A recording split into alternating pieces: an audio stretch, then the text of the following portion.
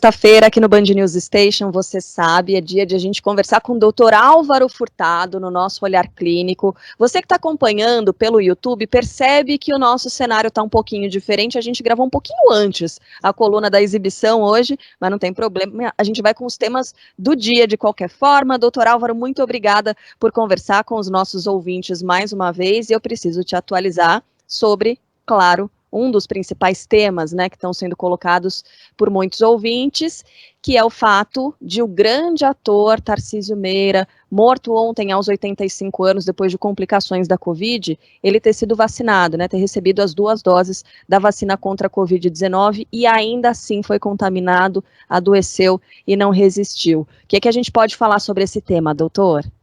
Bom dia, Carla. Bom dia para os ouvintes. Eu acho que vamos tentar ser didático e explicar isso, porque gerou muita dúvida ontem o fato dele ter... Como que ele tomou 2 doses de vacina? Ele evoluiu por esse desfecho de morte. Não estão falando que as vacinas são maravilhosas, elas cobrem tudo. Vamos entender. O Tarcísio Meira é uma pessoa que... 80 anos, ele tem mais de 80 anos.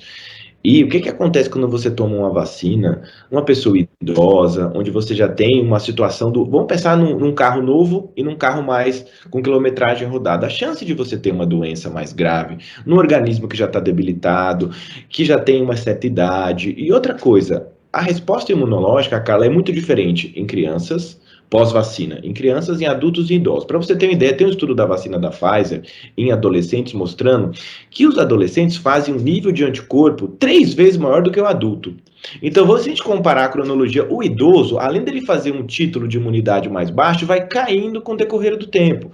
Então, essa discussão é para falar, não inviabiliza o sucesso das vacinas, porque é um caso isolado, é uma pessoa acima de 80 anos, a gente ainda está entendendo, de repente, a necessidade de fazer uma terceira dose para o grupo de pacientes com idade mais avançada, mas para quem está escutando a gente, ter muito claro, as vacinas de uma forma muito geral, numa porcentagem, as 4 que a gente tem no Brasil, não vamos ficar com aquela história, tomou qual, tomou aquela, A, B ou C, todas têm um nível de proteção contra a forma grave, mas nenhuma é 100%, Carla. Então, vamos tirar esses mitos, muita notícia, não funciona a vacina, funciona e funciona sim, é segura, mas cada caso é um caso, e nesse caso tem vários fatores outros que justificam a evolução grave.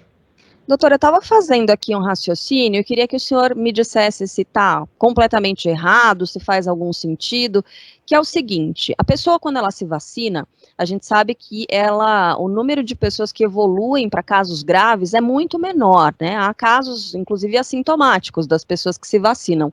O assintomático, ele transmite muito menos o coronavírus, não é isso? Porque o coronavírus, ele tá, né, a Covid-19, ela tá nas vias aéreas e normalmente a pessoa com coriza ou não, ela transmite menos, não é isso?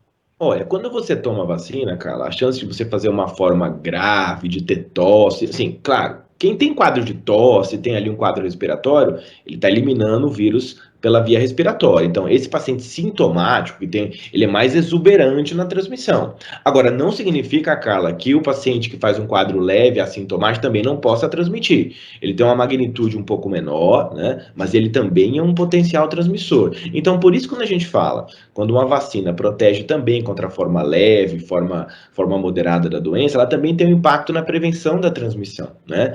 Mas no caso específico aí do Tarcísio Meira, que a gente lamenta muito, né? Sempre quando a gente perde alguém aí que a gente vê a vida inteira, a gente fica muito triste, né? Foi a mesma coisa com o Paulo Gustavo, né? Mas para mostrar que realmente a idade é um fator que a gente está estudando, né? A gente está entendendo aí na questão das vacinas contra a Covid-19. Então, a gente tem vários países do mundo que estão realmente conjecturando a possibilidade de dar uma terceira dose para as populações idosas, independente da primeira dose de qual tecnologia ele tomou. Doutor, agora a gente tem esse fantasma aí da variante Delta, né? Vários países preocupados, tem países até dando passos atrás, inclusive pedindo, países que liberaram, né, a utilização da máscara, voltando a exigir essa utilização, porque é uma variante que tem a transmissão muito mais rápida, muito mais fácil, aparentemente. Queria saber de olho em que o senhor está nessa semana com relação à variante Delta, doutor? Cara, sem sombra de dúvida, essa foi a segunda pergunta mais feita nessas últimas semanas. Como que a gente enxerga o impacto que pode acontecer no nosso país de variante Delta, né? A gente ainda apesar dos indicadores bons, ontem a gente teve um indicador que a gente tem que comemorar, que é a taxa de ocupação menor que a gente teve em várias UTIs do Brasil, de uma forma geral. A gente vive um momento mais tranquilo com relação à forma grave, mas, olha só, a gente ainda tem um número muito grande de casos por dia. Isso facilita que o vírus esteja circulando. E, cara, a grande questão não é só se preocupar com variante Delta. Ontem saíram algumas publicações de uma variante Gama aqui do Brasil, adaptada, que pode se parecer com a Delta com relação à transmissibilidade. Então a gente fica ali com um olhar um pouco de apreensão, porque a gente está vendo todo mundo feliz, claro, com os indicadores bons, mas lembrar de novo que o que acontece fora do país é um termômetro do que pode vir a acontecer nas próximas semanas. Se a gente correr rápido com relação à imunização, talvez a gente não tenha um impacto tão grande de variante Delta, mas nos preocupa com a população agora nesse momento, porque agora, mais do que nunca, é importante usar máscara no momento da pandemia, porque se ela transmite mais, se eu tiver de máscara, se eu tiver me protegendo, se eu evitar aqueles eventos, eu não vou pegar, né? E claro, junto com isso, um contingente enorme de pessoas, cara, vai ter que tomar a segunda dose de vacina. E essas pessoas não devem se contagiar para essa coisa de, não vai tomar, vai ter problema com a segunda dose. Não. É máscara e tomar a segunda dose, as medidas mais importantes para a gente tentar frear essa possibilidade de variante Delta no Brasil. Sem dúvida. Doutor Álvaro, ele está de férias, na verdade, dos atendimentos, mas na terça-feira a gente conversa de novo, doutor, vai tirar férias da Band News também ou não? Tipo, vocês, eu nunca tiro férias. Doutor Álvaro, bom fim de semana. Obrigado, Carla, abração.